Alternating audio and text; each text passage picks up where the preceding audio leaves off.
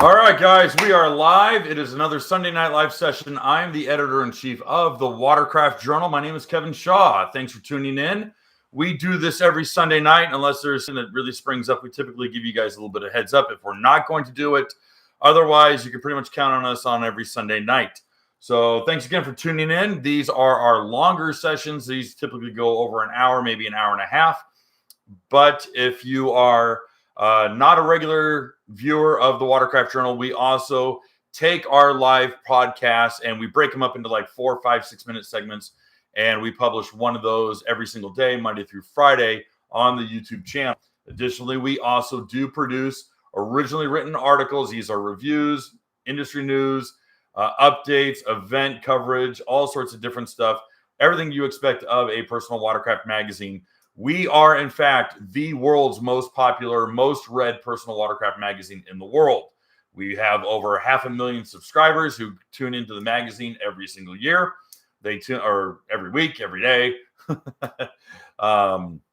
In addition to all of the video content that we produce, that totals 2.4 million eyeballs.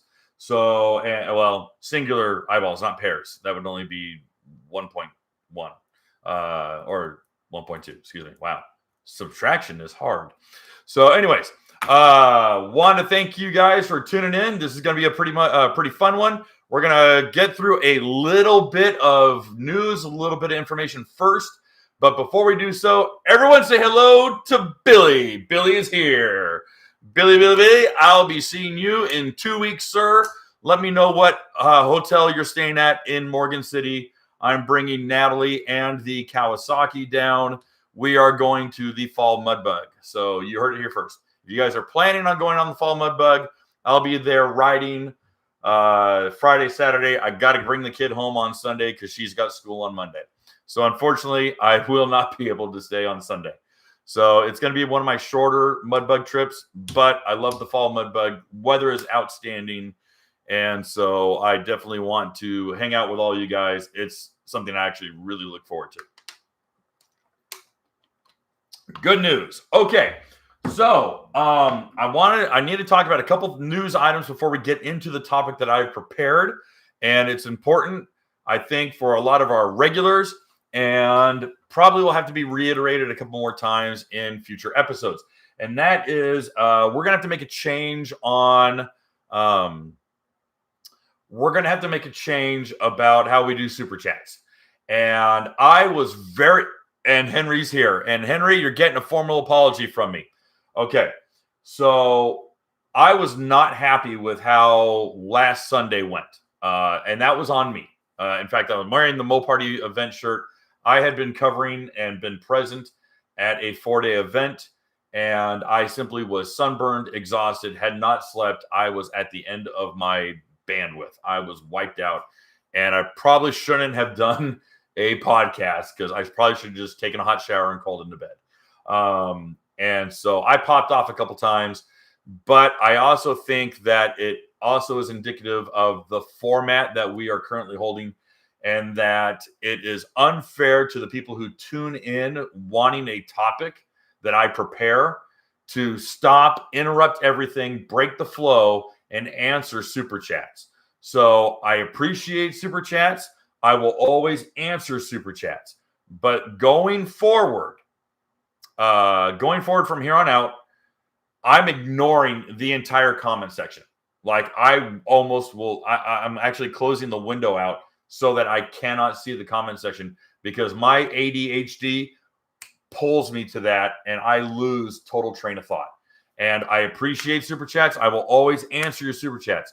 But after the topic is over, will I go back and scroll through super chats and answer your questions?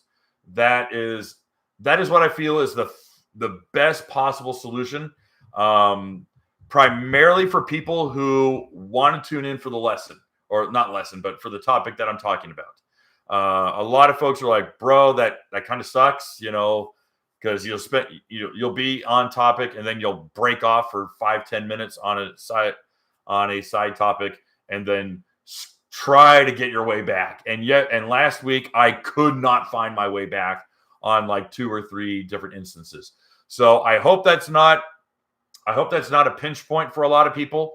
I popped off on Henry. I popped off on a couple guys because I am a stereotype redhead who has a short temper, and there's a good reason I don't drink.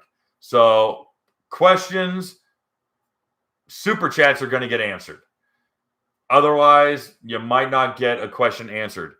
If you want to get your question answered and you have to have it answered, any super chat will get you in the door. Okay, that's pretty much how it is. Because honestly, if I sat back and did every question that comes in, we'll be here for 3 hours. Now, I will tease this for next week, and I don't know if I'll be home in time from Mudbug next Sunday. I will let people know. Okay, but I have.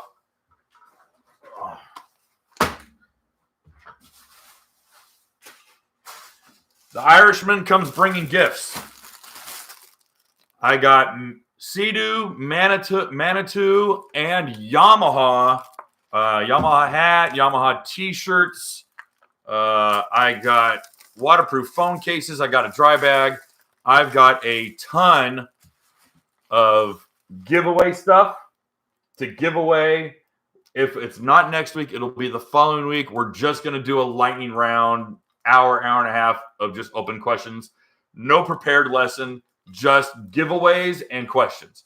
So these are some of the prizes that I'm giving away as they all fall down. All right. And I'll also have more. I got all sorts of fun stuff to give away. So we got some Yamaha. I got actually, yeah, if you want to see the Yamaha, that's the Manitou. GP 1800R, and got Wave Blaster shirt, and got some other stuff from Yamaha too. Okay, so we have some stuff that we're going to be giving away. We'll announce lightning round, any question, whatever, no lesson. So that is going to be the plan for hopefully next week if I make it home with any sort of speed and no problem. But if I don't make it home from Mudbug next week, that I'll push it back another week because I'm not doing another Kevin comes crawling in on his belly, totally exhausted episode. I don't want to do that, and I really don't want to chase people away. So, okay. So that's all right. Let's see here. I got to check things off. Got my big red marker. Okay. Wait until the end. Always answer super chats. Okay. All those are checked off. These are my notes. Good. Okay. Tuesday, not tomorrow, not at midnight, which I typically do, but I'm still working on the article. Tuesday of this week is the Kawasaki Ultra LXS review. Okay, it's a 14-minute video with a full-length article and a photo gallery of like 30 pictures. So that video will be on YouTube and the article will be on the magazine. Make sure, if you haven't already, to please subscribe to the newsletter. It's a mail newsletter. We don't give out our newsletter list. We do not sell our subscriber list, which other people do. We do not do that. I don't need the income. I'm good. So subscribe to the newsletter so you do not miss out on any product. Wow. Subscribe to the newsletter so you don't miss out on any articles that we publish or any videos that we publish. You'll get it all. We send 2 newsletters out, one on Friday, one on Monday. Friday recaps all the articles. Monday recaps all the videos. So and it's the same newsletter list. You'll get both. It's free. It's not spam. It's good stuff. Okay? And should work good. So make sure you subscribe. LXS video is coming out on Tuesday, the following week. All right? The first week of October. Yeah, first week of October. Should be Monday or Tuesday, is the Sea-Doo GTX Limited 300 review. The video is done. I'm laying out the article right now, and I'm not going to put them both in the same week. I'll space them out. So 2 big reviews are coming. After that is the Apex review. After that is the Explorer review. After that is going to be the Manitou test ride that I got to do. I'll talk about that in just a minute. And then after that is going to be the damn near 20-minute comparison shootout between the 310 LX and the GTX Limited 300. So I'm giving you about 2 months worth of videos, just a heads up. So hopefully you guys are paying attention to that. You wrote that down. You had some notes. All right. So I'm going to start with this. And if you guys did not know, a little over a week ago, I see you got the video that I sent you to your email. So you do it. Yes, Paul. It was going to be part of the lesson. This video that went up, and it went through inner channels at Sea-Doo, went through some of the dealerships. It is not on their YouTube channel, and it's not on their Facebook page. It's been scrubbed. If it was there, it's been scrubbed. If it wasn't there, it was handed out clandestinely. But Sea-Doo corporate put out a video explaining supply chain woes, explaining the efforts that they made previously, explained their projections for 2023, explained what changes they're making to their production processes. Then for the latter half of the video, they took absolute flaming arrows. They took some of the hardest, meanest, troll-like comments and answered them with a smile on their face. I'm going to tell you this. This gentleman right here, who kind of looks like Jack Dorsey from Twitter. He's got the long beard and the short cropped hair. All right. That's James Hines. All right. James Hines is the Sea-Doo brand manager. He is in charge of Sea-Doo. All right. He's the one who is making the trajectory decisions as to what Sea-Doo needs to produce in the future. This young guy is in charge of Sea-Doo. All right. I've talked to James Hines. I've spent a lot of time talking to James Hines. If you ever saw my Sea-Doo GTI 170 review, the video footage that's taken from the water level with like the fisheye lens where the GoPro is sitting there at the water level and I'm going around him doing donuts. I put the brand manager in the water and I did 30-mile-an-hour donuts around him. Okay. He's actually a pretty cool cat. So James stands there and apologizes for 5 minutes straight, going, "We know you guys are upset. We know you dealers are frustrated. We know our customers are mad.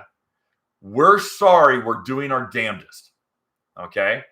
Then they sat there and read they pulled out their phone and started reading some of the gnarliest comments, going, "You guys are lying and you guys are pulling the wool over our eyes. And why are you making 2023 product when the 2022s aren't done?" And they're getting freaking curb stomped.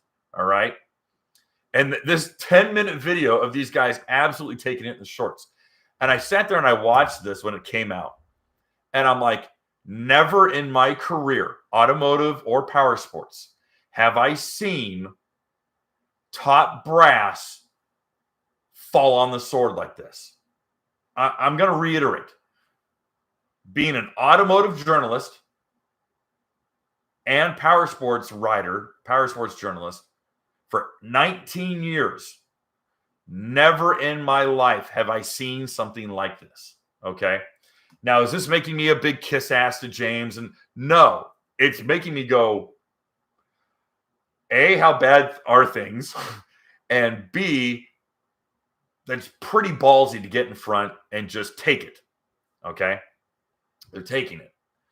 And go ahead and go onto YouTube, Jonathan. Jonathan, go onto YouTube and type in Sea-Doo Supply Update, jet skis, pontoons, and more.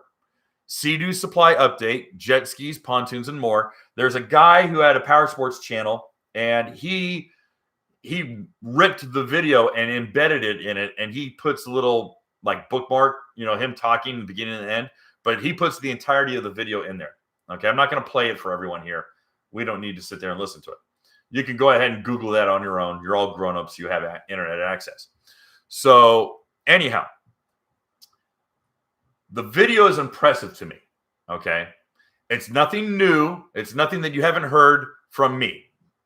It's nothing that you haven't heard already from anyone inside of the industry. Okay.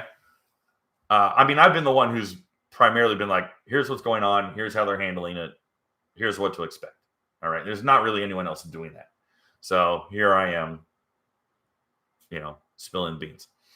So this kind of reiterates everything I've been telling you, but it's from the horse's mouth. So that should mean something. And the fact that they went through and they just detailed, listen, these are the efforts we've made. These are the complications we've encountered. This is where we're hung up. And they admit it. They're like, this is where we're hung up. This is what is slowing us down. Chip shortage, material shortage, labor shortage, cost of shipping, getting stuff to dealers, getting finished units done, XYZ. It's, again, I've said most everything that was said in that video, but it's good to hear it from these guys. So all that being said, that gets out there. And they go, listen, we're just gonna open up the kimono here. We're just gonna let it all hang out. Honesty is the best policy in this case. And that's refreshing because I've never seen that.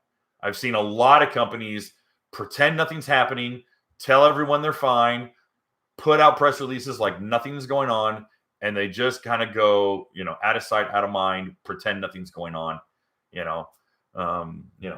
mostly peaceful protests while the building's burning behind them.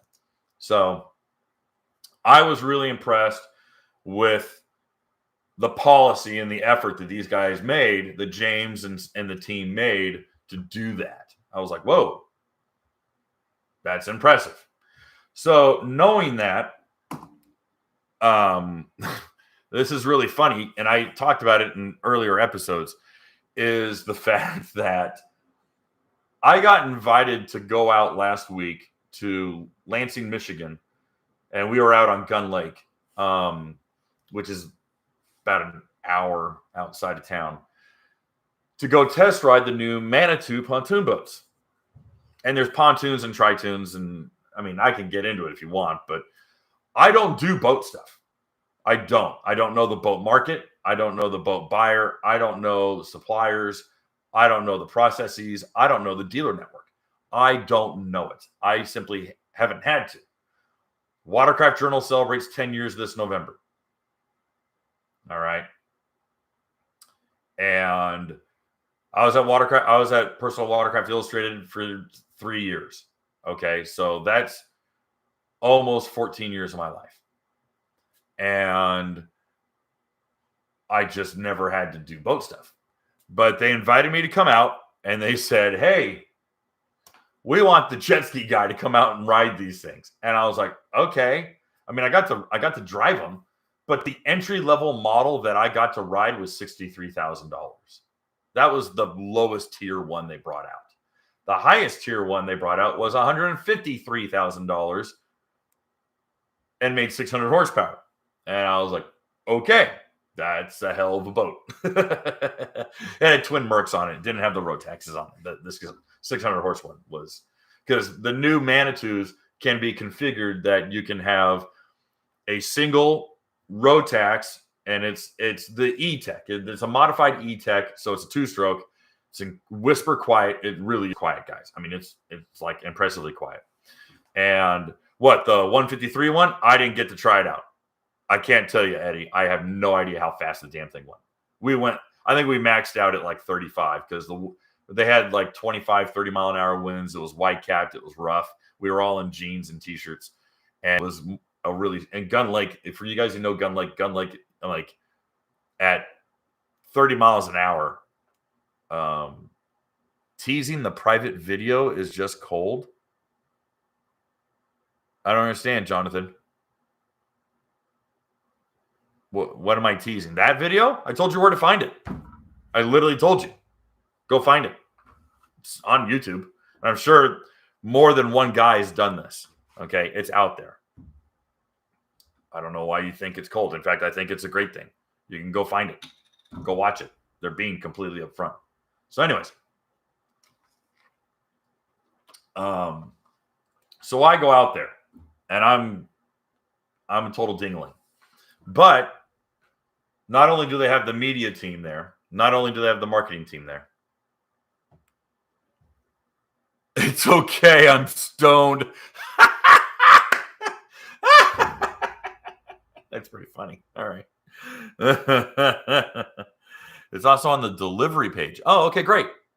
Great. I'm glad to hear that. That's awesome, Chad. Thank you for letting me know that it was on the delivery page. Okay, that's awesome. So anyways, I go out there and James Hines pops up. And I was like, oh my gosh, great. Now here's the other thing. I personally was sweating a couple things because, quite frankly, the GTX Limited review ain't the best. Okay. And I don't mean that in quality. I mean, the review is like 50-50. Talk about the pluses, talk a lot about the minuses. And normally I talk about like, hey, here's the things I like, here are the things I don't like, but it's a pretty good ski overall, or this might be a good fit for you, but it might not be a good fit for that, and blah, blah, blah. This time I'm like, ski's got problems. And I can't give it a positive review. And that was really, really hard because I'm like, well, I'm punching their top. I'm punching their top tier product. I'm punching the top tier Watercraft. So I kind of was sweating it a little bit. And I flagged James over and we started talking. And I go, hey, listen, man, I'm kind of sweating something. He's like, what's up? And I said, I got the GTX Limited. I've had it for a couple months. And I got the review ready. And I've been sitting on the review because, quite frankly, it ain't good. And he's like, well, what's up? Tell me about it. I said, okay. And we went through the review. And I was like, ST3, BRP Go, fit and finish. And he's like, totally understand. I go, wait, what? And he goes, totally understand. He goes, Kevin, there is a difference between honest criticism and I'm going to say it, but he goes, Kevin, there is a difference between honest criticism, brutally honest criticism, and throwing shit. And we've never seen you throw shit. And I'm like, oh, okay. And he says, if it's honest criticism, it is what it is. And I said, okay. And then he sits and then he kind of leans over and he goes, we know the ST3 has its issues. He goes, we know it has its problems. And he says, everything you've said, this was amazing. He goes, everything you've said about the ST3 is right. And we proceeded to swap notes. And basically, we just kind of came back and we're like, the ST3 hull was assigned too many jobs. The ST3 is required to do too many things. It has to be the best stable platform for fishing. It has to be a high performance offshore runabout. It has to be a comfortable dry ride cruiser. It has to be good for wake sports. It has to be this. It has to be that. And he goes, we're asking it to do too many things. And so it doesn't do anything really well perfectly. And I'm like, it's a master of none. That's the problem. I'm like, I totally understand. And we start talking about boat building. We start talking about surfboard shapers and things like that. And he was like, I totally agree with you. And we're already working on it. And I'm like, okay, because here's the kicker. The kicker is that actually all the manufacturers, Sea-Doo, Yamaha, Cowie, they're always at minimum 5 years out. All right. When I was a kid growing up in Southern California with all the aerospace technology, I had a guy who worked for McDonnell Douglas, and he says, once the public is made aware of a fighter jet, and it's publicly known that there's a fighter jet, in use, it's already been outdated, and you don't know about it. And I'm like, oh, okay. So Sea-Doo is already working on a buck. They're already working on a new hull design. Here's the thing. Just so you guys understand, the cost of producing a mold, all right, to actually make a hull or a deck averages anywhere between they said $750,000, but that comes up to $750,000. So either $750,000 up to $1.25 million. Understand me, a mold for one half averages $1 million. So they got to get as much out of it as they humanly can. They got to get as much out of it as they can. Deck and mold. So when Yamaha changes the deck of the GP, or they effectively change the whole top deck of the ski, or when Kawasaki changes the deck of the Ultra, that's $1 million investment. They got to get some traction out of that. Okay. So Sea-Doo design is not easy, Alex. You want to know why design is not easy? Because how many hull designs are crap? Quite a few. So shaping a hull that works is a master skill.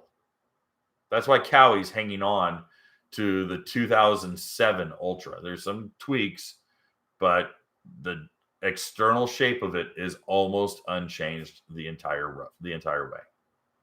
Almost unchanged. There's some minor tweaks that happened with the 300, and then they changed a few things, or changed a few things for the 310. Okay. No. For the 22 models, there's some slight differences. But all that being said, is that Sea-Doo is already working on a replacement for the ST3. What I do not know, and I do not expect them to do, honestly, is I do not expect them to have a separate hull design for the RXTX in a sporty offshore hull and use the GTX for that, and then have a more comfortable, dry, slower hull for the Fish Pro and the Explorer Pro. I don't expect there to be a different hull. What I do expect is that they're going to end up having a hull that is a slight improvement of the ST3. And here's the kicker. People are going to go, when's that going to happen? When's that going to happen? Ooh, I got to know when that's going to happen. Well, 2018 is when that ST3 hull came out. They typically run 9 years. So 27 is when we're going to see the 2027 model line is when we'll see a new hull, more often than not. Okay, that's playing it safe. Now, they might throw caution to the wind and go, we're doing it next year. Doubt it. I highly, highly, highly, highly doubt it. But they typically get 8 to 9 years out of a hull design. Just look back at history and look at the dates, and you'll see that I'm right. So anyways, out of the horse's mouth. Kevin, you're right about what the ST3 does. And I was like, listen, there's attributes that I put in my criticisms that are positive. All right. It's not a true deep V hull because a deep V hull shoots wake up. ST3 shoots wake out. Watch it. Watch your buddy on an ST3 and pay attention to the front bow wake. It cuts out. It doesn't go up. It goes out. All right. And that's because it's got these convex caved, these alcoves in the front, and it just curls that water out. And then there is a hard lip that kicks it completely out horizontally. Okay. That's why people say it's a dry ride. Yeah, of course it's a dry ride. And it's riding on a cushion. The problem is that cushion, those twin pillows that it's riding on, does not give you a steady bow line. It does not give you a good through line. And with a flat bottom at the rear, it has no traction.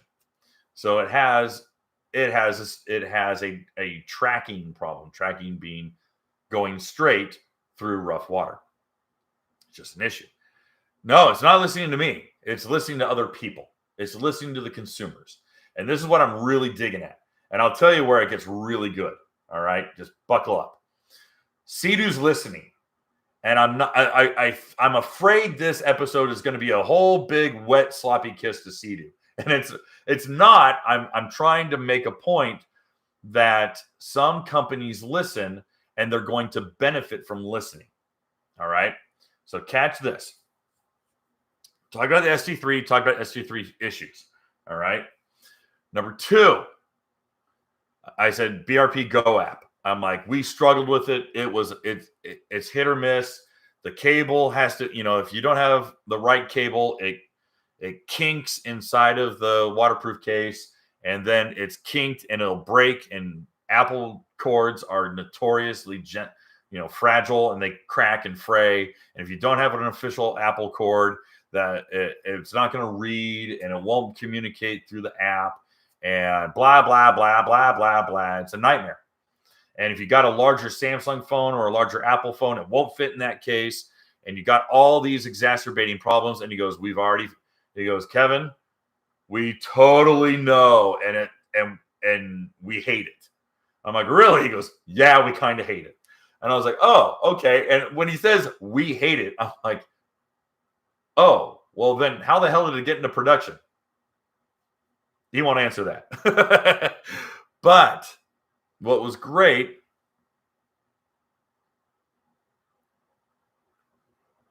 Jet, if they replace the ST3 hull, everyone will have to double down on complaining about the carbon seal. Carbon seal failures have been reduced to single digits for 2022. Did you know that? According to service records, it's like single digits. Carbon seal failures are donezo. There's no 250 engine. They can be tuned to 250, but there's no 250 engine. They're not going to do it.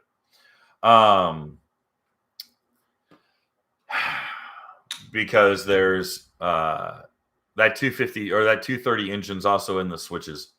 And there's going to be some updated switches too, which will be kind of neat. And that's, again, things to come.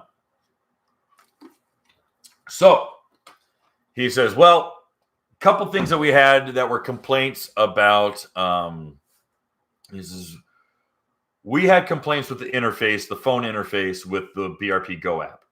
And we didn't like that if you wanted to just play the sound system, that you couldn't be plugged in. And we didn't like these things. And there was just stuff that we're like, we're getting the product out currently, but there's something better coming.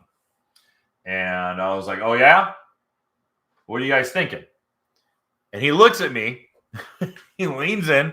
And he's not a big guy. I mean, I stand a couple inches over him. He's very lean. He's in great shape. And he leans in. And he's like, you know the answer to that. Pay attention to everything else. And I was like, oh. Care to give me some direction? He goes, yeah, look at what we did with Ski-Doo. He says, we had the same kind of BRP app and integration from 2018, 19, 20 on the Ski-Doos.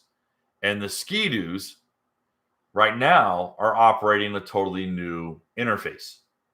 And he says, because we could not live with the idea that guys were on snowmobiles on their phones, going at speed, messing with their phone. He said that was a disaster waiting to happen, and we knew we didn't want to have accidents, so we started rapidly changing how those interface. He goes, you go take a minute and you go look at what we're doing with Ski-Doo. I said, okay. And he says, you pay attention to Can-Am and Ski-Doo, and you'll see what's coming for the new dashboards in the future. I said, really? He goes, oh, yeah.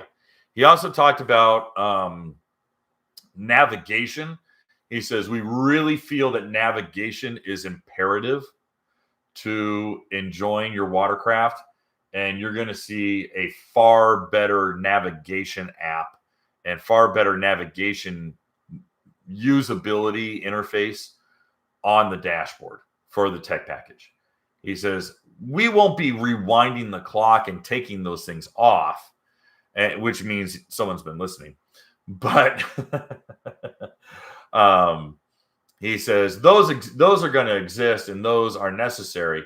He goes, but I will tell you something. He says, BRP Sea-Doo, BRP for that matter. He goes, BRP is the single largest purchaser,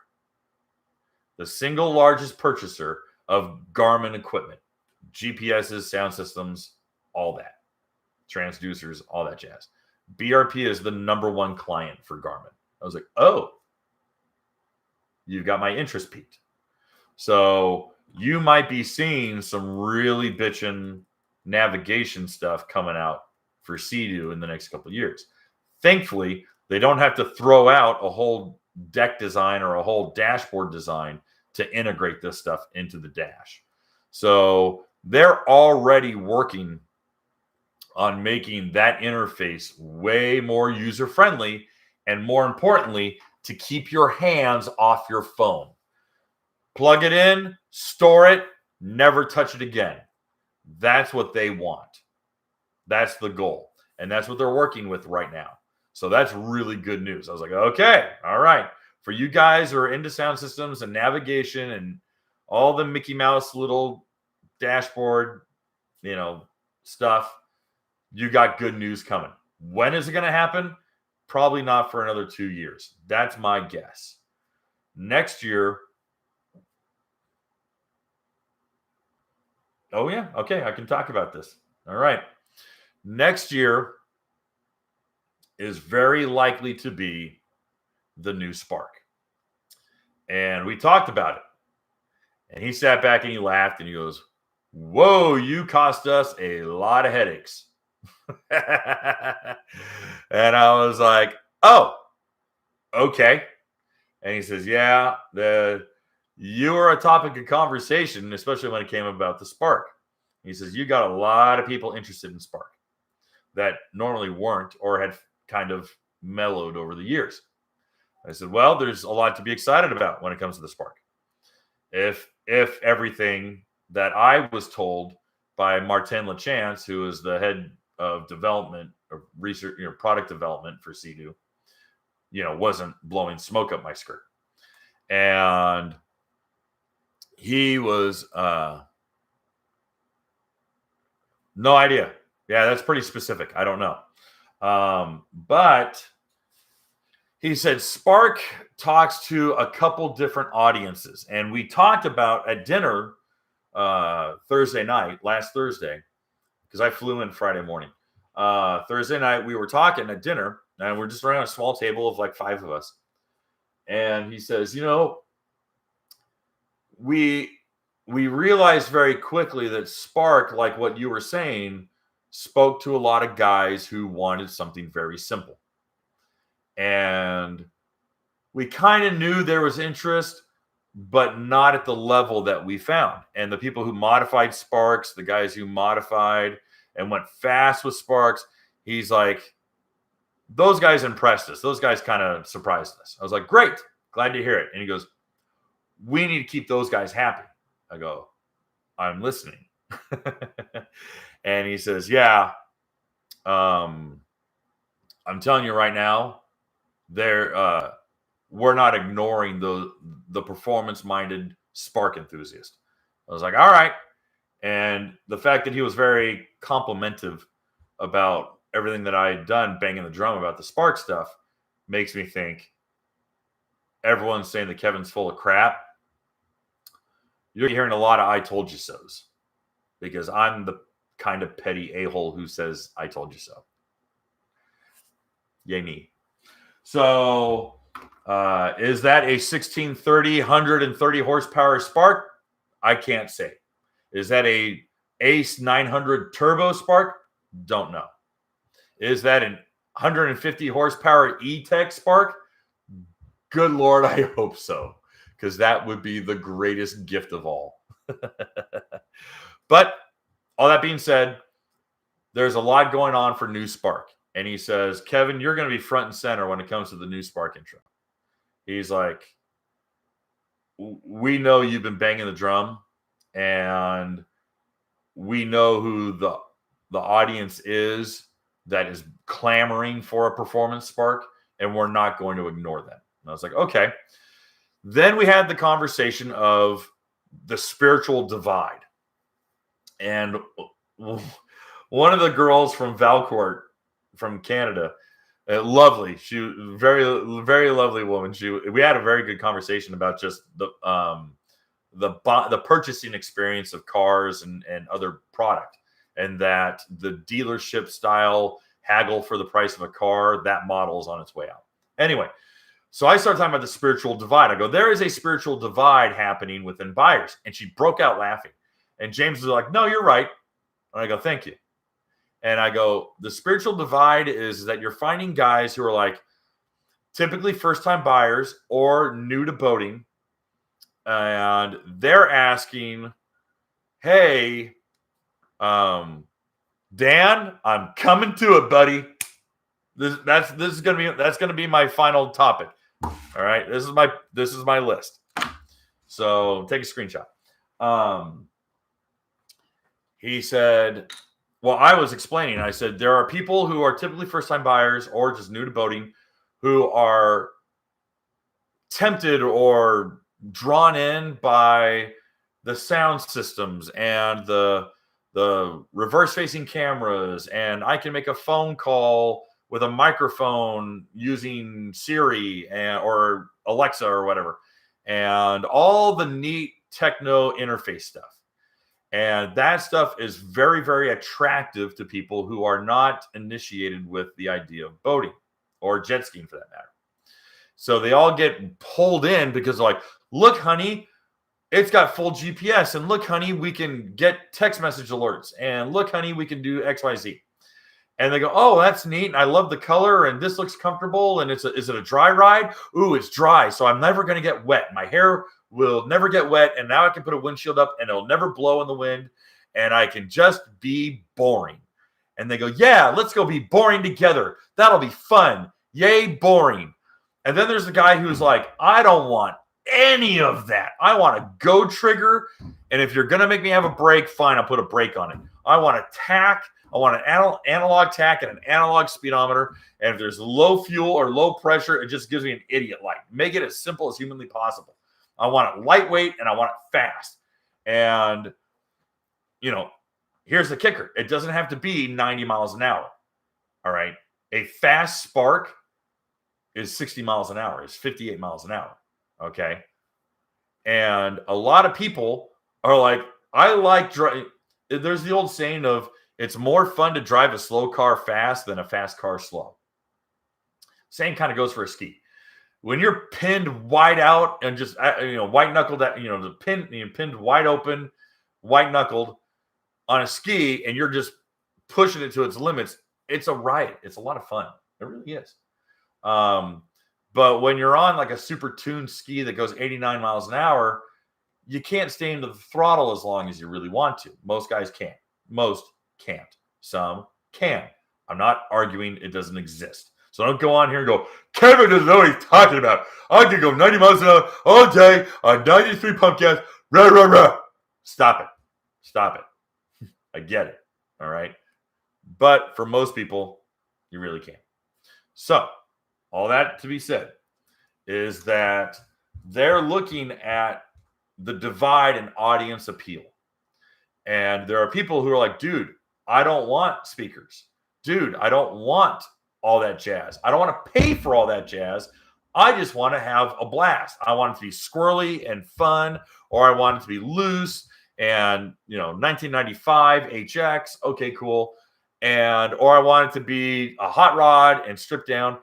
And I'll tell you what, they made a comment, which I thought was interesting, was we talked about how Yamaha, all the FXs now come standard with sound systems. And they kind of laugh because they're like, there's guys who don't want that. And I go, I know.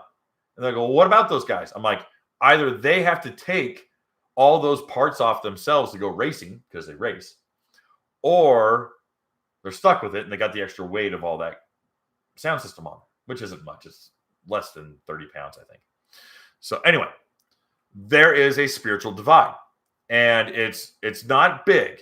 It's very, very narrow right now, but it's widening. And all you have to do is know that 2 or 3 degrees on your navigation chart of difference exacerbates into a totally different. You'll be off kilter, way out of there. So, all that being said, they have been listening to that. They're like, we get it. Now, are they going to hit it out of the park? Are they going to make a totally stripped down 300 horsepower RXPX that weighs nothing and seats one person? Are they going to bring back the 2008 RXPX 255 that weighed nothing, would do freaking wheel stands, spin out, and be an offshore racer? Highly doubt it. Okay. But they're paying attention. They're paying attention. And to be honest, a lot of people have talked about the Phoenix platform. No, Phoenix platform was the GTX RXT. What was the operating name for the RXP 215, 250, 255? Or no, there wasn't a 250, but there was a 215, a 255, and a 260. Rats. There was an operating name for that. So, anyways, they kept bringing it up. Or James and I kept talking about it. I shouldn't say they, that's not right. But we kept talking about it, going like, dude, that's peak fun. That ski was peak fun. And anyone who says otherwise never rode one. Because a 255 or a 260 RXPX, well, what was it? 2000. Oh, someone put the dates up. 2000. Well, that was the 2008 to 11. 2008 to 2011, or even 2004 to 2011, was an absolute riot. That ski was a riot. It was so much fun. And again, I go to the fact that anyone who says otherwise never rode one. They're a hoot. So anyway.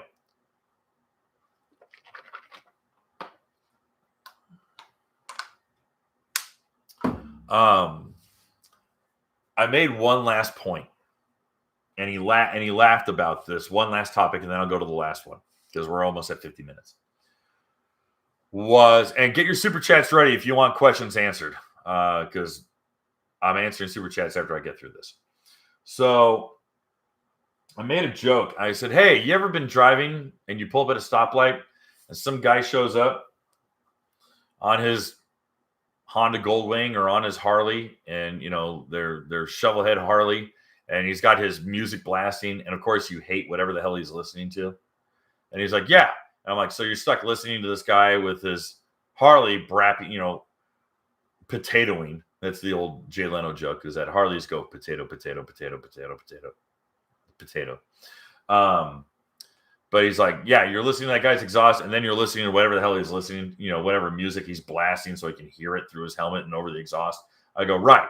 And then he goes, "Yeah." And I'm like, that's jet skis. Because you're stuck listening to whatever knucklehead's listening to whatever music the guy's playing. And he goes, "Yeah, I understand." And I go, "What about the motorcycle guy who just wants to ride? What about the motorcycle guy who wants to just enjoy it and enjoy the experience and have the wind in his face and the road noise, listen to his bike, listen to the road, and just ride?" And he goes, "Yeah, I get it." I go, "There's the spiritual divide. All right.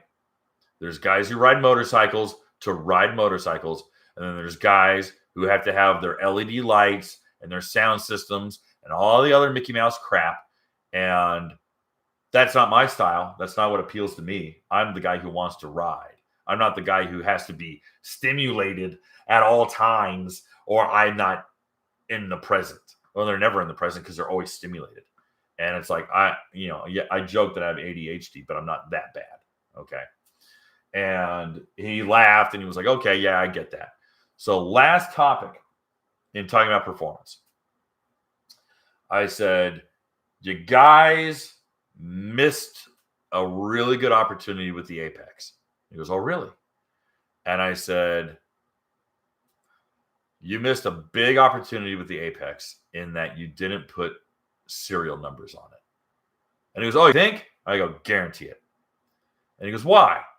He goes, "I want to hear why." And I said, "Because exclusivity is porn for the guys who care. There's going to be the guy who's got, I want number 1, I want 0001, or I want 007, or I want 69, or I want 13, or I want 1313, or I want whatever. It's like, hey, listen, I have serial number 1148, and I want to get 1149 for my wife, and I'm going to hunt down that serial number 1149. And there's guys who are going to do it. They are. I've seen it in cars. I've seen it with motorcycles. I've seen it with a bunch of stuff. Exclusivity matters to some people. And if you're going to do it strong. Get a little placard on it where it's all laser etched, Sea-Doo Apex. I also made the joke. I said, please drop the alphabet soup and just call it the Apex. Drop the PX, drop it, just call the damn ski the Apex, and now it's an Apex 300. And he's like, oh, yeah? And I was like, yeah. And he goes, I'll tell you what, man. He said, when they announced the names for the motorcycles, and they were names, they weren't alphabet soup, he goes, everyone cheered. He goes, no one inside likes the letters anymore. He says, they all want names. I'm like, oh, hey, I'm not taking crazy pills. So, yeah, it was pretty funny. But anyway, I said, you needed to serialize every one of those units. I go, I know you wanted to leave the door open to make more. I understand. But I think you should just say we're making 50 of these, or we're making 150 of these, or we're only making 500 of these. And they're all serialized. If you don't get it, you're screwed. You got to wait for next year. Oh, man. Well, or buy it off some guy or whatever. Fight for it. Here's your shot. And he's like, oh, okay, cool. And I'm like, I made the joke like it should have like a life vest or something like that. And the response was, well, we don't know everyone's size. And so we don't want to be sitting on a bunch of different size life vests that say Apex on it and match the ski. Like, oh, okay. I'm like, well, you got to find something neutral, like a headband or a watch or a hat or something, like let the braggarts have something to be a snob about. And he laughed. He was like, okay, that makes sense. And then I hit him and I said, listen, I also think you guys are not cashing in on a lot of, he says, I really don't think I don't think you guys are cashing in on your brand equity. I go, Kawasaki's not doing it the way I would, or the way I would think, because I mean, to be honest, I would love to see Yamaha just go yellow with the black strobe stripe, total old school. I love them to bring back vintage colors. How bitchin' would it be? I mean, honestly, guys, how bitchin' would it be to see next year's GP 1800R painted up in 1974 motocross livery? Yamaha yellow, black strobe stripe, and then you have the inverse, and there's a white one with red highlights that look like the original 87 Wave Runner. I think that'd be rad. I really think that'd be rad. Or lean hard into the GP heritage and get the black with the gold. You guys remember the 1300R, black and gold, or black and they have black and Yamaha blue. And so that's not fair that I'm saying they haven't done it. To be fair, they are doing it. But I think the really retro colors would be rad.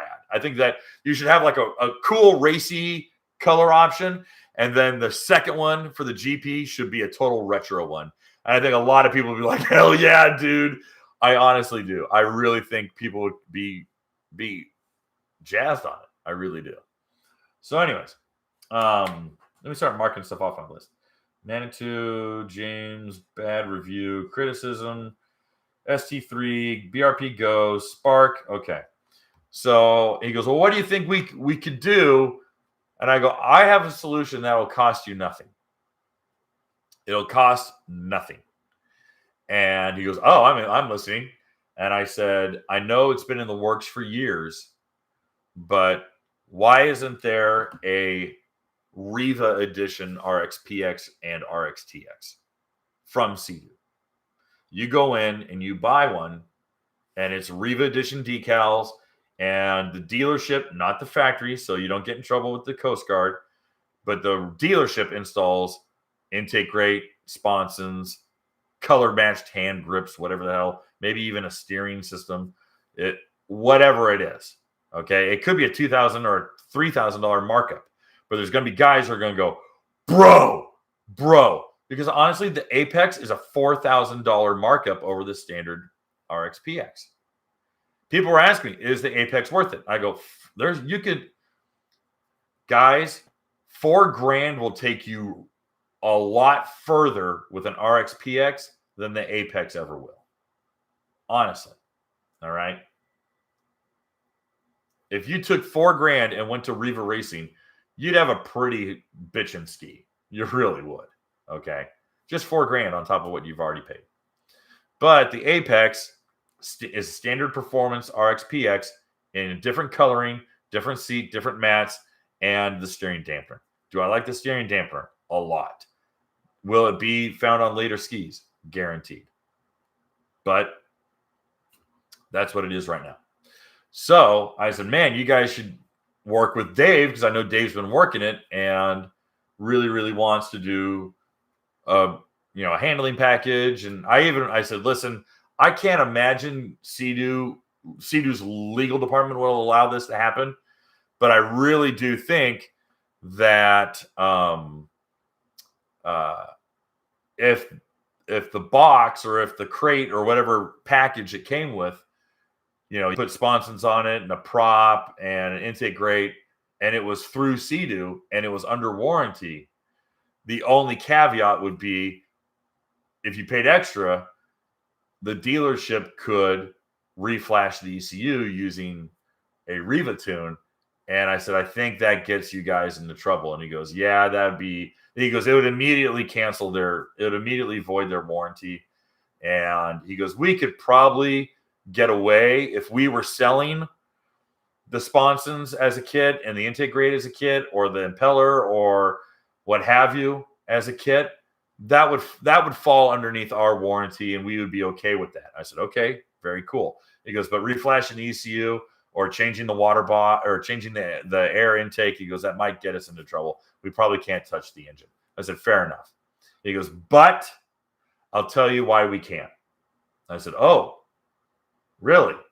And he says, if you remember, he said, when the Spark was introduced, you could go to the parts and accessories catalog and there was a bunch of Riva racing parts, sponsons, all sorts of jazz. And I go, oh, I totally remember that.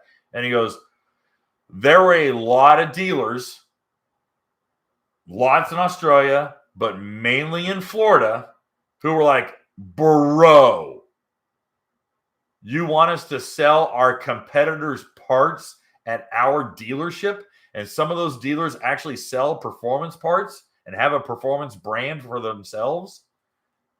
They're like, you're killing me here. We can't sell that. And it was like, oh, all right, I understand. And he says, so that happened with the Spark, and that kind of salted the earth for a future RXPX Riva edition or RXTX Riva edition. He says, because we can't burn those dealers. Those are good quality dealers. They're high volume dealers. And that kind of screws everything up for everyone. And I was like, okay, all right. I understand, because sadly, politics, making sure everyone's happy, the politics of business get in the way. So the consumer would be like, hell yeah, dude, I want a Riva edition RXPX that's got all the handling gear. That's awesome. But then you can't go to competitors for Riva and say, hey, I want the Riva edition from, dealership X. And they're like, bro, I'm not going to sell you that. They're my competitor. That sucks. So,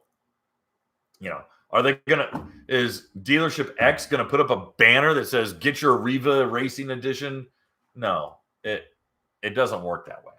So it sucks, but he was like, that's the only thing that really is holding us up from doing something like that. We want to do something like that. We haven't really figured out the loophole.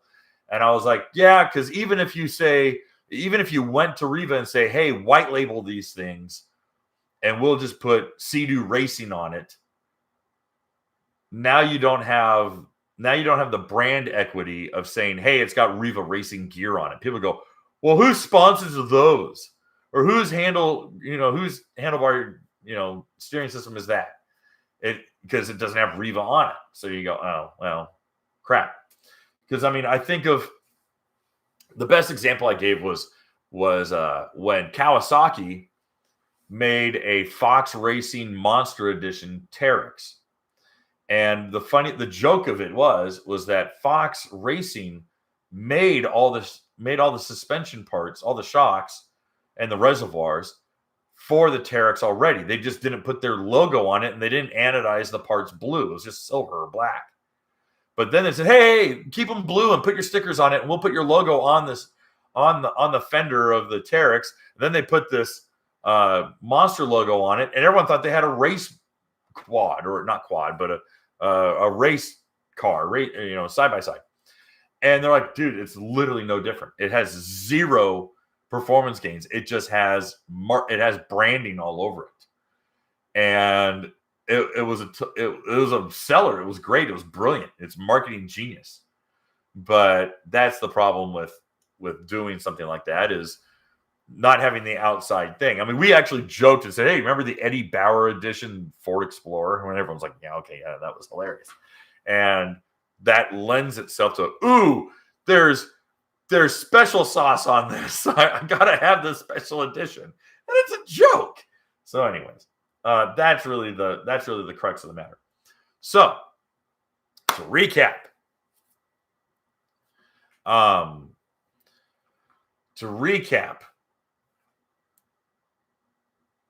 I've never seen something like this before. I really haven't. Not at the degree. I've seen some like, "Hey, listen, guys, we have to have a recall, or we have to fix this," and they get up and they say mea culpa. Okay, fine. But never has I seen. Oh my gosh. Never before have I seen the chief operating officer. Right, that's not his position. What is he? He's director of branding. No, he's got a different title than that. Crap. Sorry, James, if you see this, I don't have your title memorized. The Grand Poobah of Sea-Doo. Getting up and saying, "Hey, listen, this is everything we're trying to do. This is everything that is working. This is everything that's not working or is a pinch point. We're trying to make it better. We're trying to get these things out here. This is the efforts we're going to make." And then absolutely go through the comment section and take all the heat from the comment section. Well, I was like, "Dude, good on you for doing that." That takes stones. So that was really cool. Then he's like, "We're okay with bad reviews as long as it's not just being a prick." I'm like, "Okay, well, I am, but I'm trying to be fair about it and a little understanding." Then we know what issues exist. You've been right about what's going on with the ST3 hull, which is fantastic, because all you jackwagons who say, "Mine's fine, Kevin doesn't know what he's talking about," corporate and I are on the same page. So let this be the first "I told you so." Second of all, BRP Go app, they're like, we weren't happy with it from the beginning. There was a lot of territory left to traverse, and we are already making inroads. Go check out what we've done thus far. You'll see more progression in the future. Awesome. Love hearing that. Number 3 is we are paying attention to the Spark audience. We are not ignoring the lightweight, stripped down performance enthusiast, and we know who's buying it. We have a lot of marketing material and a lot of research on it, and you are right about what the Spark needs to be, both to an entry level and to the performance enthusiast, and the potential of that platform going forward. Gravy. And then lastly, we want to make a performance edition, limited edition, fully equipped machine. Help us figure out the right way to do it. So it was a fantastic day. It was a really rare opportunity that I was able to have very rarely. I get a hold of some guys. I get guys in like development, or I get guys who are, product testers, or I get the media guys, and they're like, hey, I'll throw you a bone. But to have the head honcho be like, bro, I'm all for it. Come at me, bro, was really, really cool. And I mean, I've been able to talk to the guys at Kawasaki like that, and not so much at Yamaha. A couple times. I mean, when it was Scott Watkins, but the one thing I know what's happening in the future for Yamaha is absolutely 100% committed to integrating technology onto their watercraft. And you will see a lot of future technology coming out that's going to be impressive. I mean, it's not my thing, but to the tech guy who loves that stuff, you're going to be salivating. All right. The guy who was formerly the media rep, media relations, really great guy named Andrew Cullen.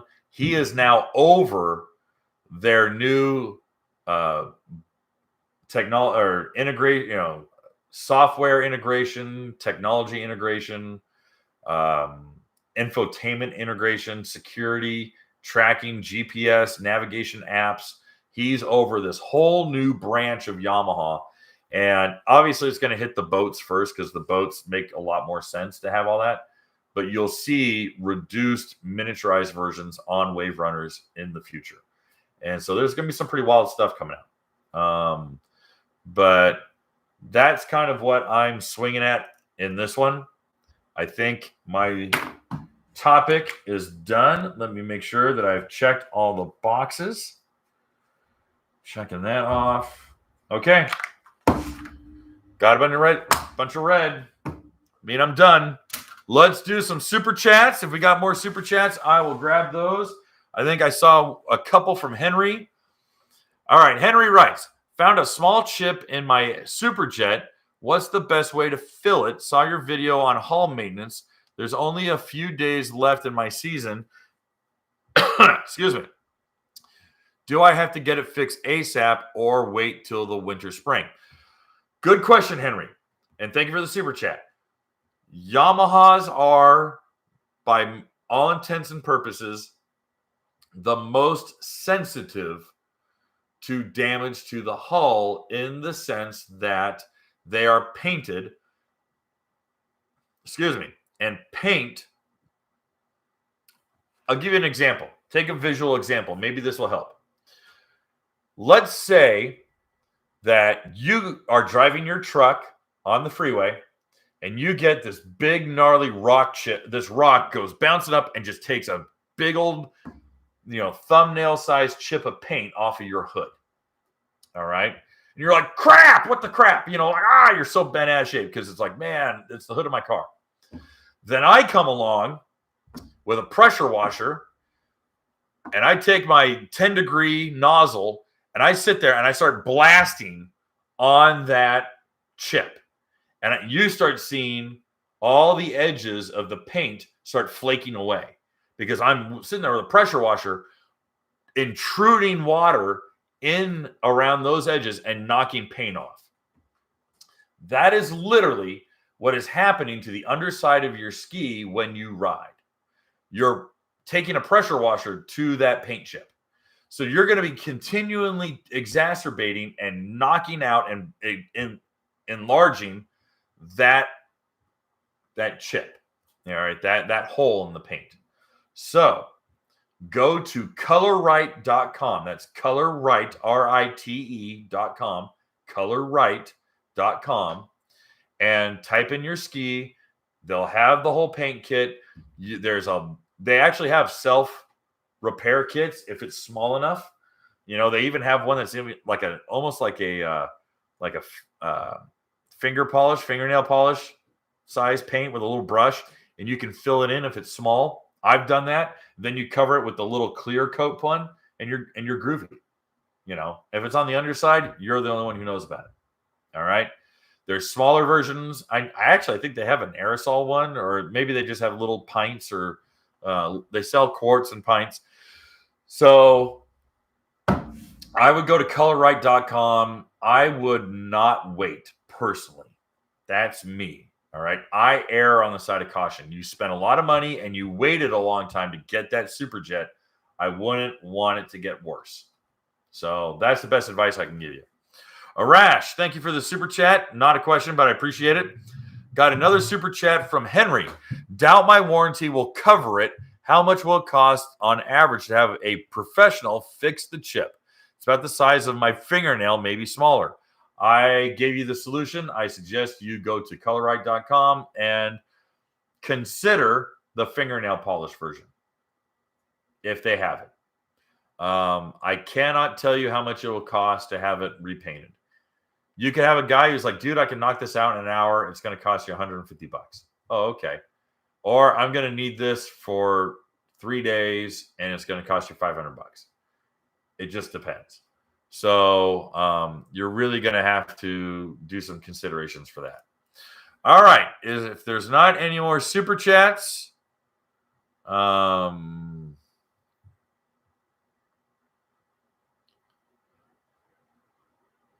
let's see here.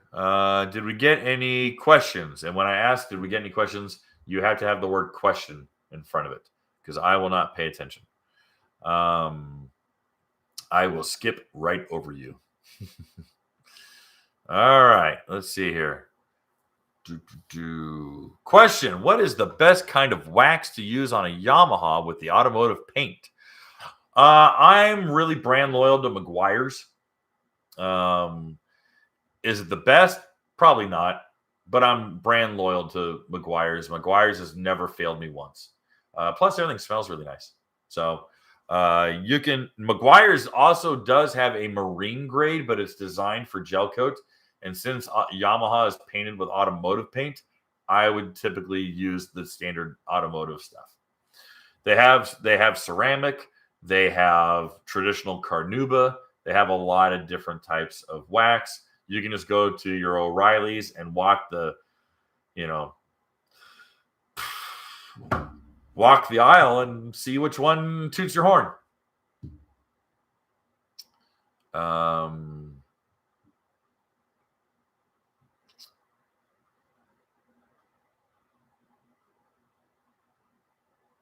Let's see here.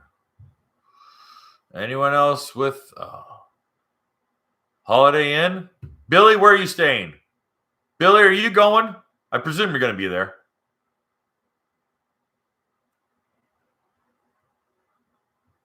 Let's see. Anyone?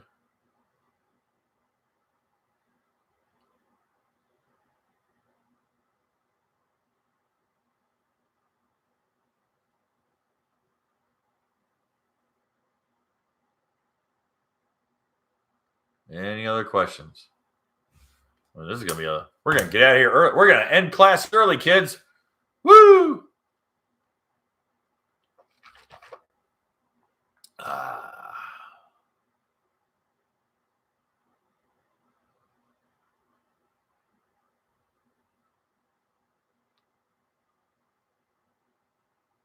Doop-a-doop-a-doop-a-doo. Not seeing questions.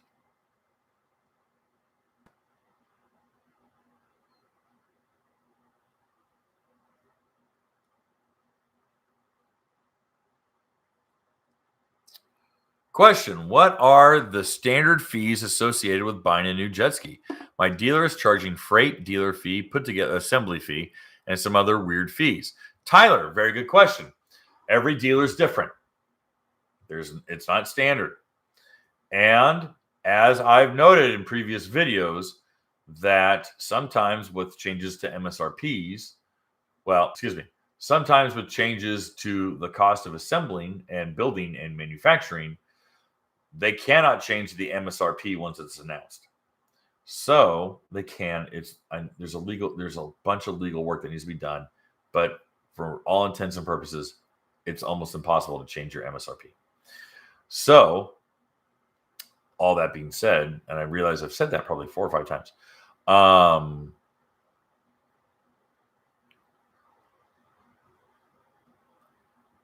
A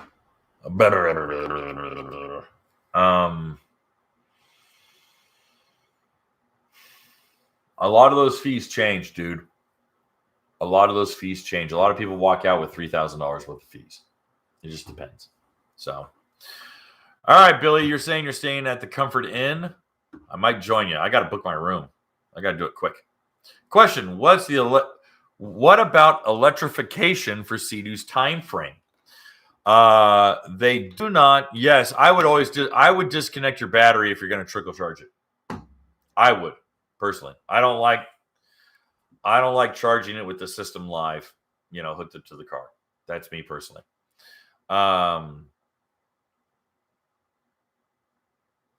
Do you think the 10-inch screen off of the Rev Gen 5, the Gen 5 Ski-Doo? What did I tell you about this whole lesson? You already know the answer. Okay. No, I'm not real brand loyal when it comes to batteries. I've seen them all be good. I've seen them all be bad. So I'm not terribly brand. Not one of them knocks my socks off. All right. Daniel asks, what about electrification of Sea-Doo's time frame? Well, we know that the eGTI is scheduled for 25. I believe it will be pushed back a year. And I believe that either 24 or 25 is when we're going to see the Rise, which is the electric jet board. They asked me about it, and I said, I think it's an offering to the gods. I think that the Rise, in my opinion, and I said this as nicely as I could, I go, this is to help get the heat off of you from Justin Trudeau and the American EPA. And they laughed. Oh, God, they laughed. They're like, oh, yeah? I go, that's what they're all doing. They're all kissing the ring so that the government won't come down on them. And they're all saying, see, we're taking electrification seriously. See? And then the other half of it is, and they were very quick to say, well, you have to understand, when we spend a lot of money, it also applies to other things. And I'm like, 100% totally understand. That's why Watercraft gets a lot of other stuff from other machines. And they go, yeah, it's all shared. I said, right. So where the Rise goes, other skis will follow, or other machines will follow. And if you're telling me it's a lightweight electric surfboard, that's a jet-driven surfboard, that means electric spark. And they kind of were like, oh, okay. I'm like, yeah, I get it. Electric spark. Makes sense. And they go, oh, you think there's demand for that? I go, I think a lot of people don't know what the hell they want. I think a lot of people like to be told what they want. I'm like, would you like to see all the questions I get of, tell me what to buy? And I don't want to tell you what to buy. I want to tell you to do your own homework. I want to give you the information to make an intelligent decision, but I want you to have free will and to make your own decision, because I do not want to be held liable or responsible for you choosing something. Like, oh, well, okay, that makes sense. Does that make me a jerk? I don't know. Probably. Everyone thinks I'm a jerk. I think I'm a jerk.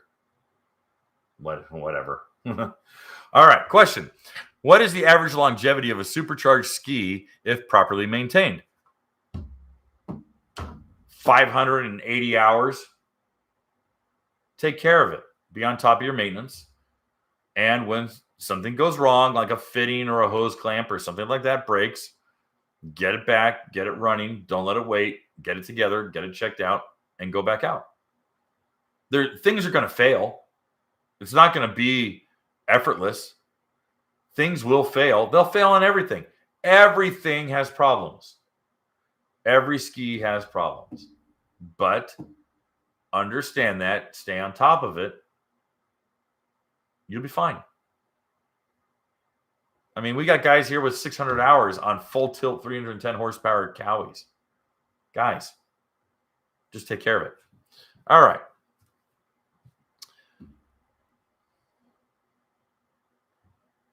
That's not a question, Henry.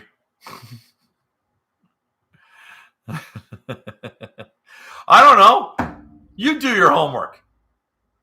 I don't know. $1, Bob. It's worth $1. Let me know if let me know if you'll ship it out to Tennessee. Okay. All right. Question. What's the best wetsuit for cold weather riding? 5 or 7 mil. 3 mils too thin. And I don't care who you use, whichever one fits you. What fits me does not fit you. All right. Horizon. What's your honest opinion of Gator Gliding Super Slick 2000, a Yamaha hull? I'm not a fan. I ride harder than you do. I ride harder than most people. Am I the fastest guy? No. Am I a professional racer? No. Will other guys kick my ass? Absolutely. But most people who are like, I need a Gator Glide, it's because they're running their skis into shit. Okay? You need training wheels. The people who put those things on need training wheels. That's why. I've never torn the guts out of a hull before.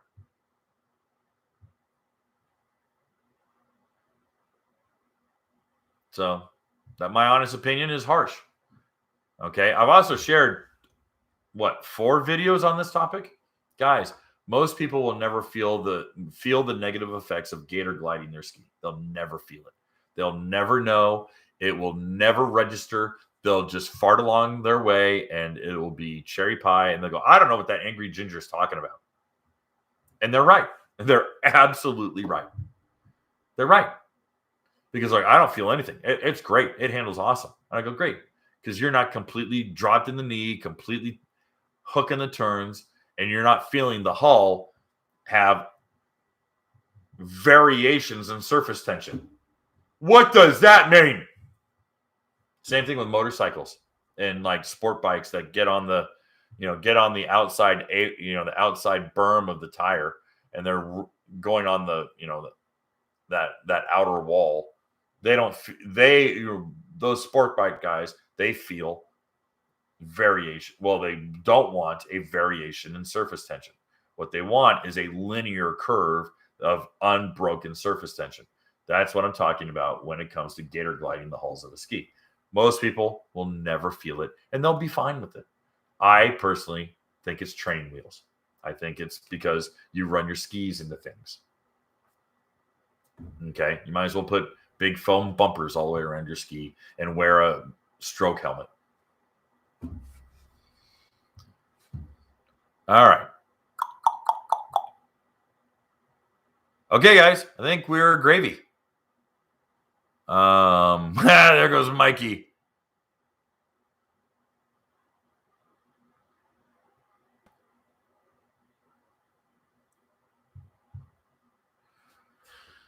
Steering question. If you were to lose steering on a 2022 Sea-Doo, would you take on water? No, you shouldn't. Here's how it could happen. And this is the most ridiculous, here's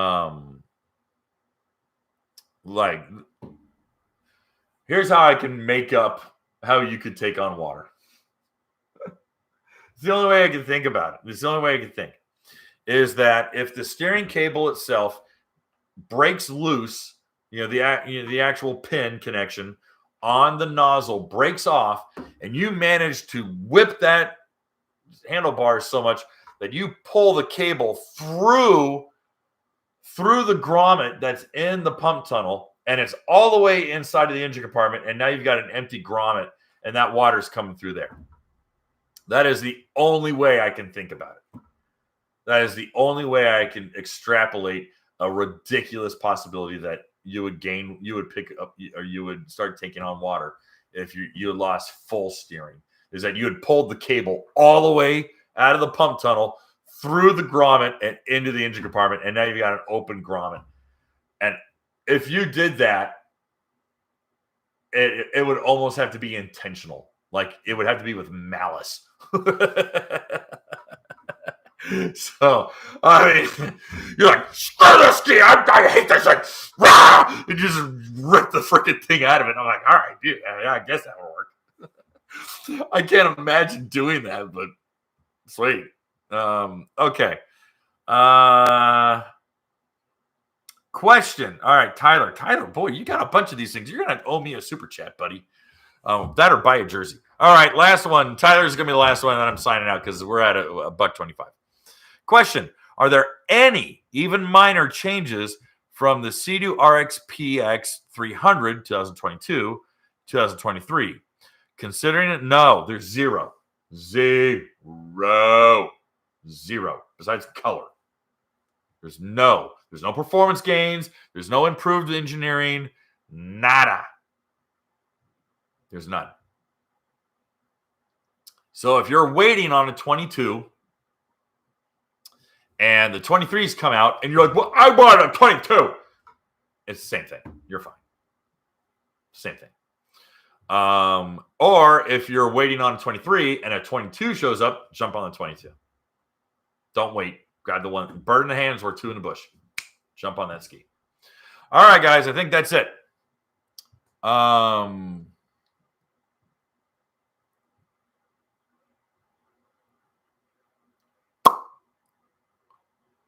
Alrighty.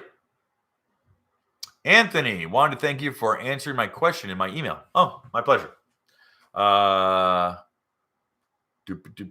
Think we're good. Hey, you know what? How about I give away a prize? I want to see the likes hit 100 and we'll give away one prize.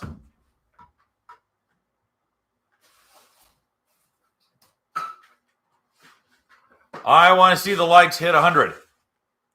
Arash, I forgot you. I didn't see your super chat, Arash. Besides the thank you. Arash, Sea-Doo and other OEMs should listen to you more. Thank you. Yes. Some do, some hate my guts, but oh well. Yeah, let's get the likes to 100 and I'll give away a prize.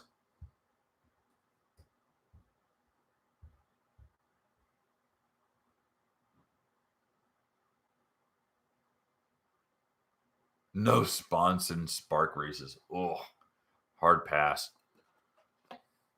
We're 18 away. Arash, I didn't see another super chat from you, buddy. Go ahead and repeat it.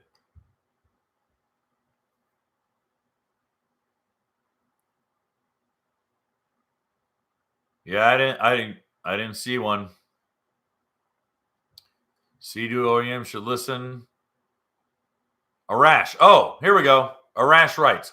I'll answer this while we get the likes up, and if I don't get the likes to 100, we're out. Okay. Arash writes, older Ultra LX versus newer Ultra LX. What are the major differences? I like the new 310, but I'm having second thoughts about the supercharger. I would not have second thoughts about the supercharger, but it sounds like you're having second thoughts because it's a lot of horsepower and it's a lot to handle. The naturally aspirated Ultra has not changed much since 2011. Was it 2011 when they got? No, they never got trim. So they really haven't gone. They really haven't changed. They changed some aesthetics. They changed the hood, but for the most part, there's not any actual mechanical changes.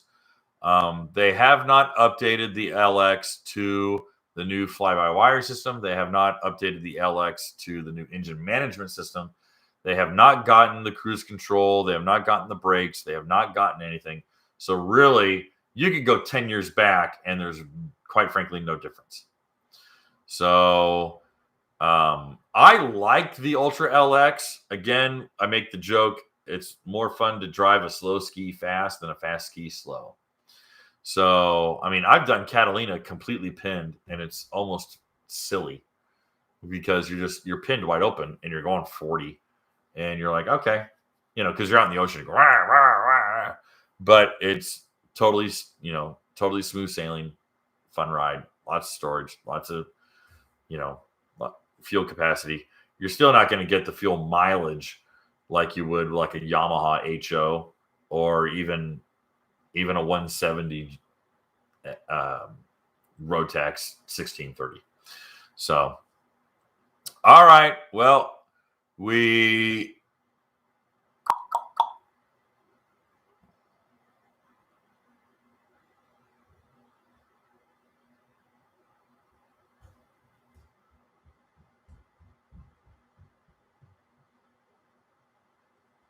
offshore. Yeah, if you're doing offshore, Kawasaki, especially overseated. Especially overseated. All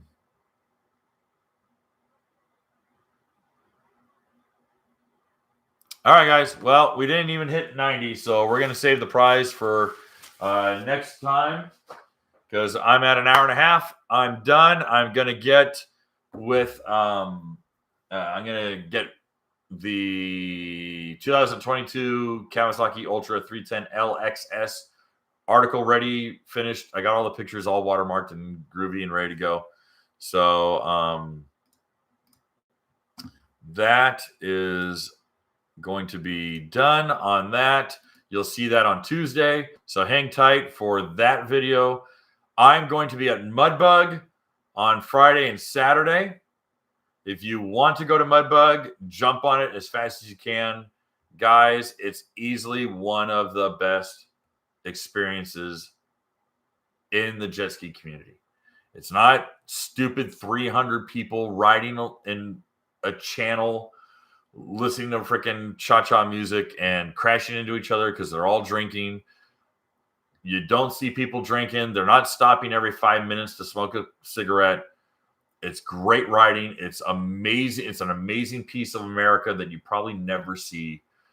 I'm telling you, Mudbug, if you haven't, especially the fall Mudbug, because June it's hot and it's sweaty, and if you don't like the humidity, you're gonna be like, oh my gosh, I'm dying. But fall, super chill, super fun. It's mainly evergreen down there in the bayou, but you get to see some really neat colors in October. I can't oversell it enough. I'm taking my 8-year-old with me on the Cowie. We're going to have a blast. It's going to be a lot of fun. I'm really excited to meet up with some super quality people. So all that being said, guys, thanks again for tuning in. And we're done. Have a good night.